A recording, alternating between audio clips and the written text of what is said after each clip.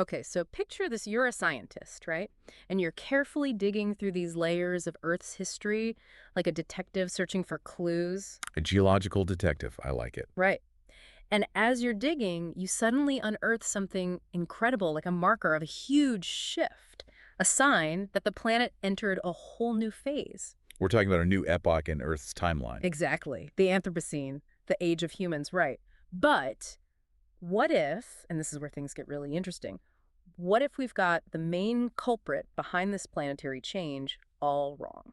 It's so easy to point to human impact and say, well, there it is, case closed. Because it's everywhere we look. Yeah, it's the obvious answer. Exactly. But could there be more to the story? Could there be another piece of this puzzle we're missing? And that's what we're diving into today. Absolutely. This is precisely what Oliver Lopez Corona and Gustavo Magallanes Gijon explore in their paper. It is not an Anthropocene. It is really the Technocene. Names matter in decision-making under planetary crisis. Okay, so we're tackling a paper that's questioning the very term Anthropocene. And you know it's got to be good when the title practically screams controversy. What I find so compelling about this paper is how it challenges a commonly held assumption. You see, the authors argue that simply calling this new epoch the Anthropocene might be a little too, well, broad. Too broad. How so? Well, it's like blaming the entire human race for a problem that a specific subset of humans, heavily reliant on technology, actually created. After all, humans have walked this earth for thousands of years without causing such rapid and widespread environmental change. That's a really good point. It's like saying all humans are responsible for pollution when we know that certain industries and practices are far bigger culprits than others. Exactly. It's about being specific about the problem if we want to find the right solutions. Okay, so where does this term technocene fit into all of this? Ah, the Technocene. Think of it as a new lens through which we can view our relationship with the planet. A new lens, huh? I'm intrigued. The authors even introduce a new term, the technobiont, to emphasize just how deeply our lives are interwoven with technology. You, me, we're all part of this technobiont. Hold on, are they saying we're all basically cyborgs now? Half human, half smartphone? Not quite cyborgs, though you raise an interesting point. It's more about how technology shapes our behaviors, our consumption patterns, even our impact on the planet in ways that our ancestors couldn't even have imagined. Okay, so give me an example. How exactly is our technology use so different from, say, our hunter-gatherer ancestors? Consider this: a resident of a modern city uses hundreds of thousands of watts more energy than our hunter-gatherer ancestors. Right. That's a difference in energy consumption that's pretty astounding.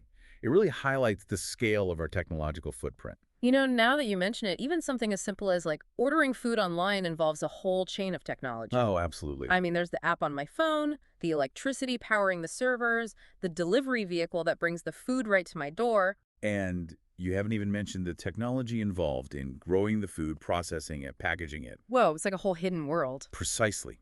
Every action we take, even the ones that seem insignificant, are amplified by this complex web of technologies. And we're not just talking about smartphones and the internet here, are we?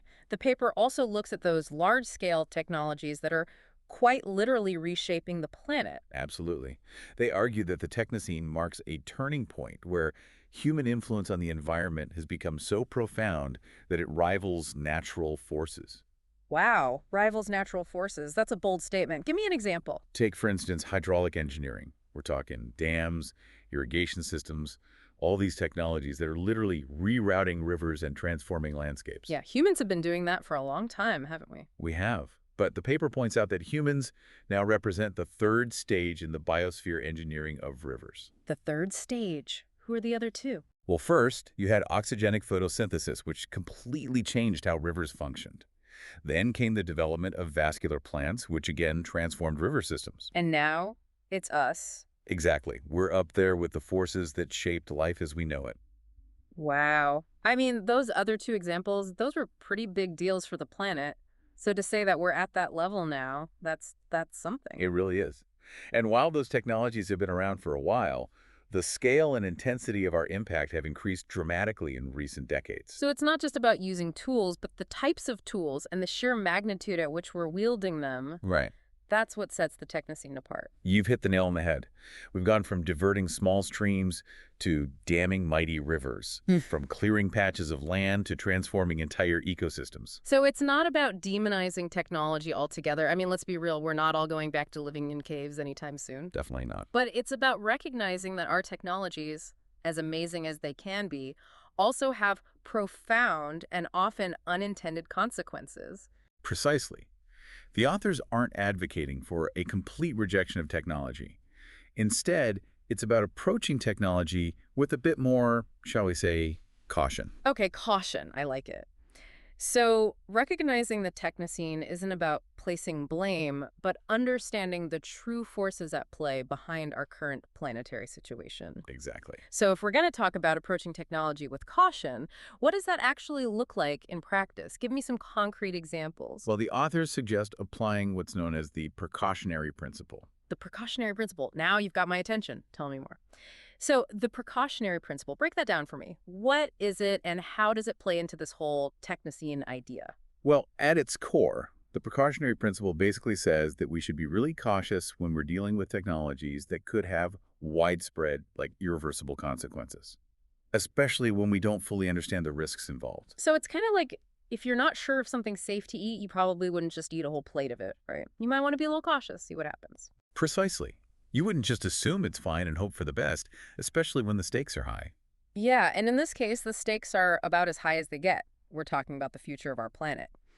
And speaking of high-stakes technologies, the paper brought up geoengineering. Ah, yes, geoengineering, a prime example of the Technocene dilemma playing out in real time. It feels like we're entering the realm of science fiction here. A little bit, right. We're talking about deliberately manipulating Earth's systems on a massive scale to try to counteract climate change. Give me an example. What kind of manipulation are we talking about? I mean, some people have proposed things like launching giant mirrors into space to reflect sunlight or capturing carbon dioxide directly from the atmosphere. Whoa. Okay, I see what you mean about the science fiction vibes. These are huge undertakings with potentially huge consequences that we can't fully predict. It's like we're talking about giving the Earth a giant dose of some experimental medicine without really understanding the long-term side effects. Right. And the Earth's climate is so complex, so interconnected. Who knows what those side effects might be? It's a bit scary when you put it like that. The thing is, we could end up throwing off natural weather patterns, ocean currents, disrupting entire ecosystems, and we might not even realize it until it's too late. So are we just trading one set of problems for another, maybe even a riskier set of problems? That's the million-dollar question, isn't it? It's like Right. that old saying, just because we can doesn't mean we should. Words to live by, for sure. Okay, but before we spiral into an existential crisis about geoengineering, Right. the paper also talked about how even technologies that seem pretty mundane, pretty harmless, can end up having a huge planetary impact, like CFCs, for example. Oh, CFCs, yeah. Those are a classic example of that. Those were in, like, aerosol sprays and refrigerators, right? Exactly. And when they were first introduced, they seemed pretty harmless. Who knew hairspray could be so destructive? Right. But it turned out that CFCs were quietly wreaking havoc on the ozone layer. And the ozone layer is what protects us from all that harmful radiation from the sun. Exactly. It took years of research and a global effort to phase CFCs out and try to repair the damage. It's a good reminder that even technologies that seem small, insignificant, can have these ripple effects across the entire planet. Absolutely. We tend to get so caught up in the immediate benefits of a new technology that we don't always stop to think about the long-term consequences. And it's not just about chemicals either, right? Right. We were talking about hydraulic engineering earlier, dams, irrigation. Absolutely. Those large-scale technologies that are physically reshaping the planet.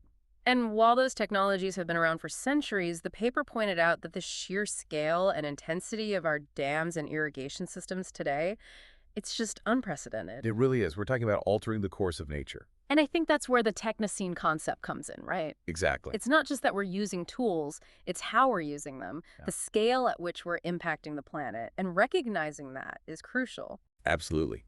It's about recognizing the magnitude of our impact, both positive and negative, and taking responsibility for it. Okay, so we've talked about these large-scale examples like geoengineering and hydraulic engineering, but I want to bring this back down to earth a bit, so to speak. Okay. What does it actually mean to be a technobiont? in today's world? What does that look like in our everyday lives?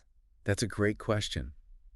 And it's easy to feel overwhelmed by this whole technocene thing, to feel like it's this massive force that's completely out of our control. Right. But I think the key takeaway here is not to descend into despair. It's to recognize that we have agency. Agency. What do you mean? I mean, we're not just passive passengers on this technological roller coaster.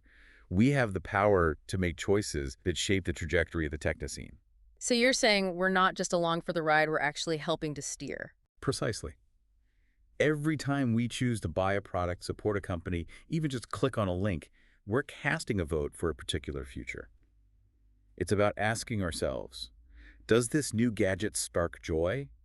Or am I just caught in this endless cycle of upgrades? Right. Or can I walk or bike instead of driving? Can I support companies that prioritize sustainability and ethical practices? Exactly. These might seem like small, insignificant actions in the grand scheme of things, but they all add up. And I think that's where this technobiont concept is so powerful.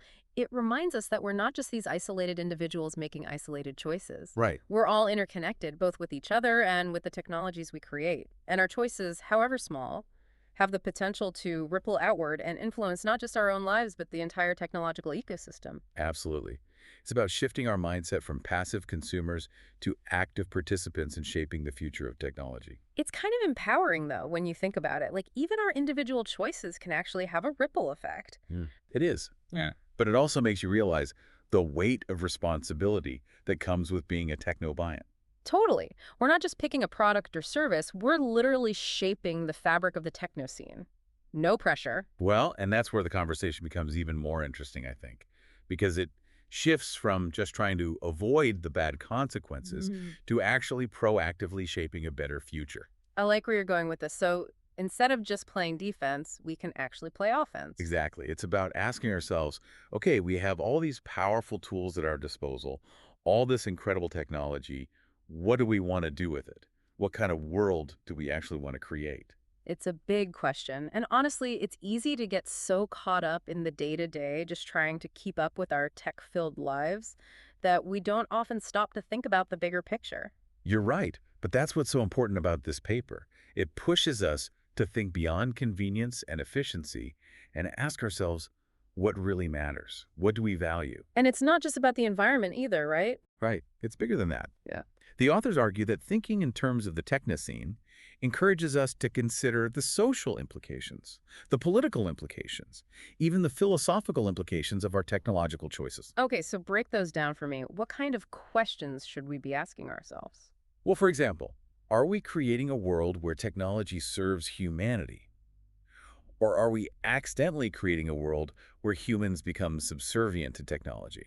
Now, those are some deep questions. That's getting into some pretty profound territory. It is. It's about recognizing the power of the tools we're creating. It really makes you wonder, are we the ones in control here? Or is technology in some ways starting to control us? Are we shaping the future, or is the future shaping us? Those are questions that have been around for a while but have taken on a new urgency in the technocene. Totally. Because these aren't just abstract philosophical debates anymore. They're directly influencing the choices we're making about the planet. Yeah. Exactly. And these are questions, by the way, that don't have simple, easy answers.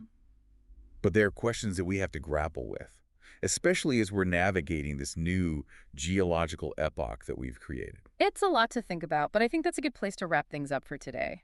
I agree. This is The Deep Dive, signing off, hopefully leaving you with a whole lot to ponder.